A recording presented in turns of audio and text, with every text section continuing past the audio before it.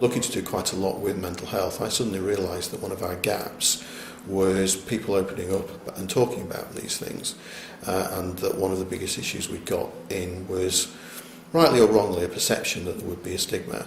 So I figured that, given my background, the best way that we could try and tackle this was if I were one of the people that was speaking out about it. We really encourage people at the very start to declare and make adjustments at the very start, because it's their best chance, I think, really.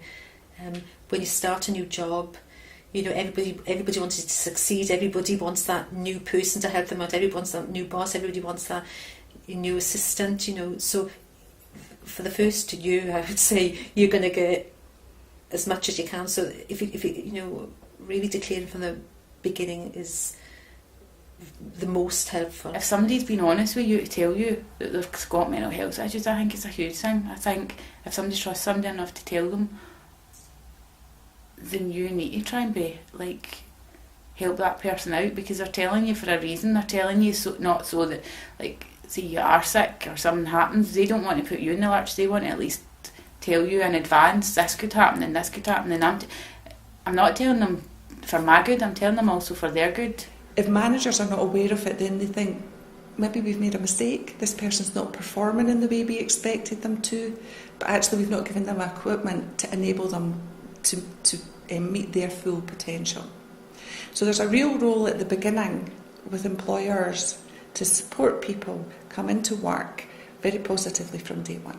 I had a recent incident where I had an individual with a chronic long-term, so it's a mental health condition. Through some of the training that we did, she felt that it would benefit herself and her manager if she disclosed. At the point of disclosure, her manager did take a step back, realised they didn't have the skills to support at this stage, so contacted ourselves and our HR team for additional support. We actually facilitated the conversation between the two individuals, and through historical relationship issues between the two of them, this actually brought the two of them a lot closer together. It's developed the relationship between them. They realise the more support they give each other, so the better it will be for themselves, the team, and for the business as a whole. I was quite nervous about it because there was such a big team and a lot of people would go in and out. It was short contract work, and I was sort of worried for myself, you know, am I going to lose my job, or am I going to, you know, something going to happen here? But I couldn't have asked for better. They were so understanding, and I felt a shift towards just a bit more kindness and understanding from people, not to the bit where it's like, you know, you feel really patronised or anything, but just that bit of support that I needed. If you genuinely think that you can be worse off by saying, then you have to think carefully about it.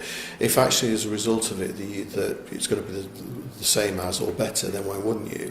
And I think increasingly organisations are getting better at this sort of management, and I would read closely their value statements, and I would read closely what they say within their recruitment packs, and I would genuinely say trust them, because there's nothing worse than going in and doing a job that you then prove you can't do for whatever reason. Because if people don't know you and they don't know your situation, they can only judge on what they see. When you're being celebrated for being honest and, right, let's look at this, what can we do, that's really empowering. That helped me along my recovery journey, to be able to be honest and open about it. We do help managers manage the disclosure conversation. First of all, it has to be the right time, the right place, and the right words used. And that's the way we framed it with them. The right time is not always necessarily at a team meeting, you know, better on a one-to-one basis. In an environment possibly away from the team, possibly even away from the building itself, to give the person ownership of the space and ownership of the conversation.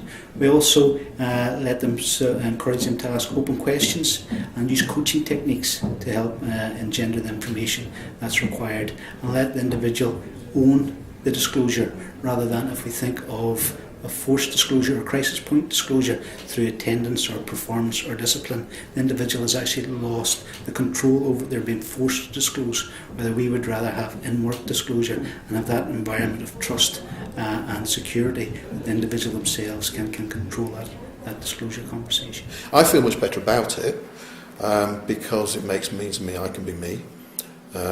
There are bits of me that are not necessarily brilliant, the grumpy James and things like that, and that's fine. We have to work on those, and I continue to try and deal with that. But there are other aspects of me that are quite good. There are aspects of my job I'm very good at, and this allows me to operate within and to do those fully. And some of them, arguably, are partly as a result of my illness. Knowledge is power, but lived experience is also powerful. And I think when you share that with other human beings, what I'm just discussing here, a magical thing happens because it empowers other people who are living in secret maybe with something, and it empowers them to, hopefully, that's to step out and own it.